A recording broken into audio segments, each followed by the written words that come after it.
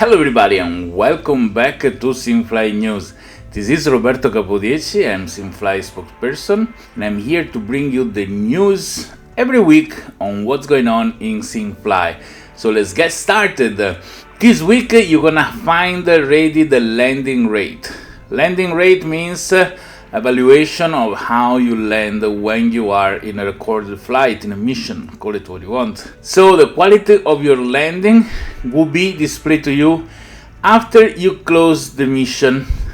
What is important, you need to restart the client. So if you leave your computer always on and the client is always there, need to close the client and restart it, or restart your computer once in a while. It's good to do that too. So you need on Microsoft Flight Simulator activate the damages, because if you don't activate the damages we cannot collect the information to evaluate your things. If you don't, you lose 50% of your score, excluding the landing rate.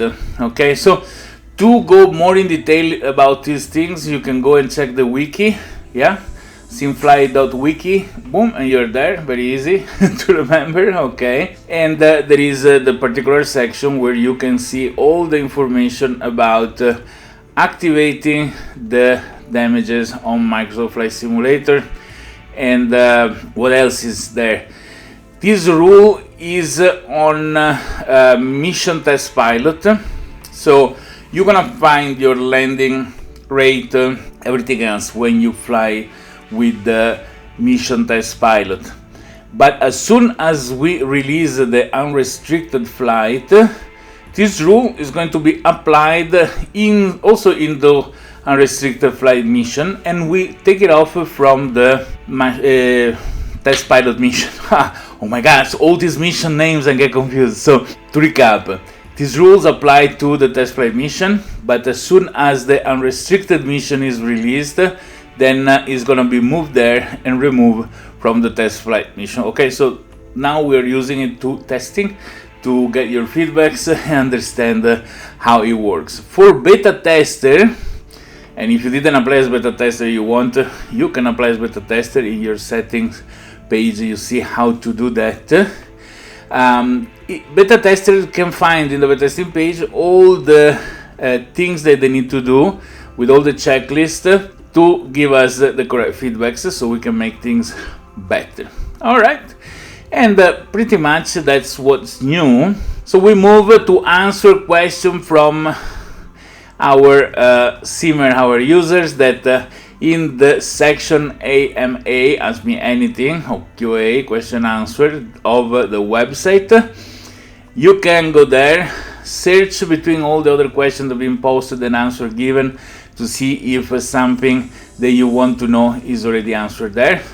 We assume you already check also the wiki, and if nobody clarifies something, please ask the question, and once you ask the question, ask other people to upvote your question, because usually the first 4 questions with the top 4 votes are going to be answered every week. For example, the first question of this week has 7 votes, is being asked by I-LTRY, has been asked back June 30, 2024. So this question has been there for quite a while, waiting to be answered because I had not enough votes. The question asks, if a person doesn't have anything at the beginning initially, can he still fly earning, or does he have to buy a license? If he has to be bought, then does he also have to buy an airplane, or can he fly on an airplane without owning it and earn money? So okay, so practically what the question is that can somebody play with SimFly without having any assets? And if I have a license, that's enough to start earning packs, or I need to have also an airplane, airport, or whatever else? Alright, so the answer is this, that people can register, people can fly without license, without airplane, without airports, just fly. And this allow you to collect a lot of experience points. So in your account there will be experience point piling up. And so that's work. So you can participate to mission, the initial mission, the test pilot mission, and collect, because test pilot mission is the only mission you can play without a license. And still you can collect experience point. You do not earn PAX tokens though. To earn PAX tokens, you need to play higher missions, which require a license. But what is nice is that all the time you've been playing without the license is not being wasted, because all the experience points that you collect are going to be put in the first license you're gonna own. And in the point, you're going to have a license that can be upgraded to level 2, 3, because all the experience points you collected, and is gonna earn a lot more PAXs compared to a license that has been just bought without experience point in it, okay? So all is simply like this. People can play and use SimFly without licenses, without airplane. And after that, you need a license. You don't need to own airplanes, you don't need to own airports. Obviously, because each asset has its own, earning channel and experience point collecting. So if you only have a license, you will only earn what the license produce. You don't earn what the airplane produce. You don't earn what the airport are making, but only what the license makes. And that's it. Pretty much you can play until you make enough bucks to get yourself an airplane, and then in the case you're gonna earn as license and as airplane, and so on and so forth. Okay. To earn PAX flying, you need to have an active pilot license. So we are going to roll out the activation of license soon, together with the release of PAX and all this other news, marketplace, and so on and so forth. Okay. So it's not necessary to get an airplane, because SimFly is gonna leave a lot of airplane around the world in more important airports, so that if you have a mission or a flight that starts from a certain airport, you can borrow for free an airplane from SimFly. Okay, and those airplanes are there. They can be purchased by other people, but are there to be used by people that don't have their own airplane, or maybe your airplane is parked in another airport, so you need to go and bring your pilot license from an airport to another. You can take another airplane from SimFly. That's it. Pretty much this is the situation with earning PAX, earning experience point, owning a license, owning an airplane or an airport. So the best is to own departure and arrival airport, the airplane, and the license. In this case, 100% of generated PAX goes to you. To be clear, when people use airport, they are not yet owned by another user, or airplane that are not owned by another user, they do not generate any PAX, meaning that the SimFly is not earning PAX if user use SimFly airplane or take off or land in SimFly's airport. Okay, that I don't want anybody to think that we are part of the economy in these terms. Those are free to use and do not generate PAX for SimFly. So the only people that can generate PAX are users when they own the asset. So asset that are being activated and owned by a user, those generate PAX. Okay.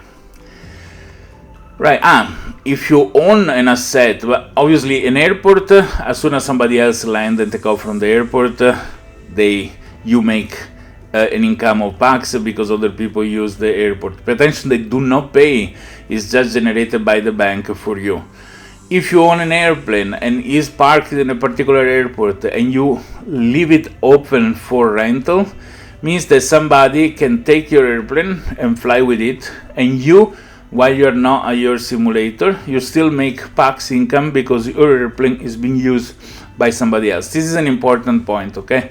So keep in mind that assets that you own can be used by others and generate an income for you, okay? Now, question number 2. This is being asked by Cessna 2008, the 11th of July, and ask, what score would be considered a fail? So, score are considered fail when you get above, or I would say below, a certain limit, meaning that giving certain activities, for example, if during the flight you get over the bank angle, the penalty increase based on the degrees that you go above the limit.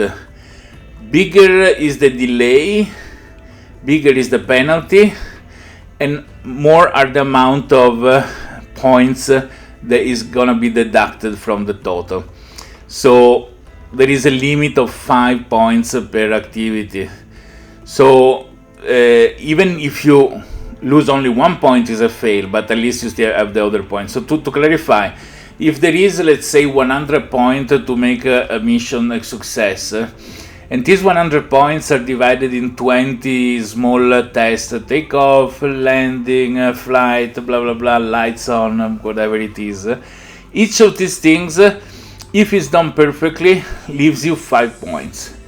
If you do something wrong, depends how wrong you do it, in a scale from 5 to 0, is going to take off some points. So if you just made a minor mistake, is -1. If you make a bigger mistake, it could be -5, going to 0. And then the total at the end of the mission makes the total of the mission. So more things you do right, higher is the score. That's pretty much how it works. So given the full flight, given all the things, that's why at the beginning is a little bit advantageous, because we are not yet implemented the check on every single thing. So more there will be checks, smaller is going to be the amount of points that you can lose for each mistake, but more are the things you need to pay attention. So higher is, and more complex is the mission, more the check will be. In this case, at the beginning, many things you get 5 points because they're not monitored yet. So as soon as things are monitored, they are better. But we've been working hard. After the brain second version, I was saying the difficult part has been done, and now it's only just a matter of doing all this control and verification, which we are working on. Okay, so this is what a fail is. A fail is to making a mistake and getting point decorded from a little to a big one. Okay. Question number 3 is being asked by Morpheus. The 7th of July has 4 votes, and the question is: I have already made 2 flights in test pilot mode, and both were invalidated with this message: mission aborted, unusual distance detected during flight. Let's pay attention. This question was at the beginning of July.